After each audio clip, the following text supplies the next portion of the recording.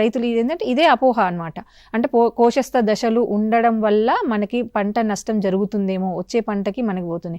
అందుకే మన రైతు సోదరులకు మేమేమని శాస్త్రవేత్తలు ఏమని చెప్తున్నారు అంటే, ఖచ్చితంగా పంట మార్పిడి చేసుకోమంటాము. వరి తర్వాత పప్పు ధాన్యాల తర్వాత వరి తర్వాత వేరే పంటలని, అంటే మన ఆహార ధాన్యాల తర్వాత పప్పు ధాన్యాలు లేదా నూనె గింజలు లేదా కూరగాయలు, పూలు, ఇలా రకరకాలుగా పంట మార్పిడి చేసుకుంటే మనకు ముందు పంటలో ఉన్న కోశ పంటకి ఆశించకుండా ఉంటుంది.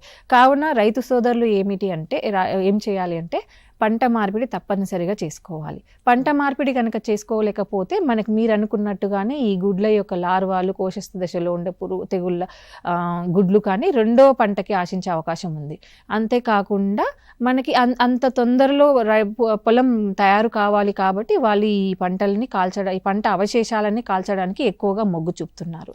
కానీ ఇలా చేయడం వల్ల మనకి కావలసిన లాభాల కంటే వచ్చే నష్టాలు ఎక్కువగా ఉంటాయి.